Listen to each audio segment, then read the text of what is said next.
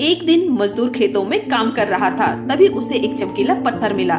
मजदूर ने उस पत्थर को अपने गधे के गर्दन में बांध दिया और वह रास्ते से गुजरने लगा। एक सेठ की नजर उस गर्दन पर बंधे चमकीले पत्थर पर पड़ी और उसने मजदूर से 100 रुपए में उस पत्थर को खरीद लिया और अपने तराजू में बांध लिया। अगले दिन एक जौहरी उस सेठ के पास आया और उस पत्थर की कीमत पूछी। सेठ ने कहा 100 रुपए। जौहरी ने कहा 80 रुपए में मुझे दे दो।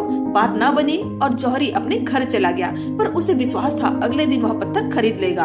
अगले दिन एक दूसरा जौहरी आया और उसने उस पत्थर को 100 रुपए में खरीद लिया। जब पहले जौहरी को यह पता चला तो वह बहुत उदास हुआ और सेठ से बोला कि वह कोई मामूली पत्थर नहीं बल्कि एक हीरा था जिसकी कीमत करोड़ों में थी, जिसे तुमने 100 रुपए में बेच दिया। सेठ बोला कि मुझे नहीं पता था कि वह एक हीरा है, पर तुम तो जानकार थे, फिर तुम 20 रुपए के चक्कर में उस हीरे को क्यों गंवा बैठे। दोस्तों, कई बार ऐसी ही अपॉर्चुनिटीज हमारे जीवन में आती है जिसे हम पहचान नहीं पाते और एक अच्छे मौके को खो देते हैं। एक दिन मजदूर खेतों में काम कर रहा था, तभी उसे एक चमकीला पत्थर मिला। मजदूर ने उस पत्थर को अपने गधे के गर्दन में बांध दिया और वह रास्ते से गुजरने लगा। एक सेठ की नजर उस गर्दन पर बंधे चमकीले पत्थर पर पड़ी और उसने मजदूर से 100 रुपए में उस पत्थर को खरीद लिया और अपने तराजू में बांध लिया।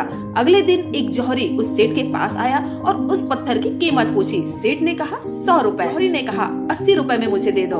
बात न बनी और जौहरी अपने घर चला गया, पर उसे विश्वास था अगले दिन वह पत्थर खरीद लेगा। अगले दिन एक दूसरा जौहरी आया और उसने उस पत्थर को 100 रुपए में खरीद लिया। जब पहले जौहरी को यह पता चला तो वह बहुत उदास हुआ और सेठ से बोला कि वह कोई मामूली पत्थर नहीं बल्कि एक हीरा था जिसकी कीमत करोड़ों में थी, जिसे तुमने 100 रुपए में बेच दिया। सेठ बोला कि मुझे नहीं पता था कि वह एक हीरा है, पर तुम तो जानकार थे, फिर तुम 20 रुपए के चक्कर में उस हीरे को क्यों गंवा बैठे। दोस्तों, कई बार ऐसी ही अपॉर्चुनिटीज हमारे जीवन में आती है जिसे हम पहचान नहीं पाते और एक अच्छे मौके को खो देते हैं।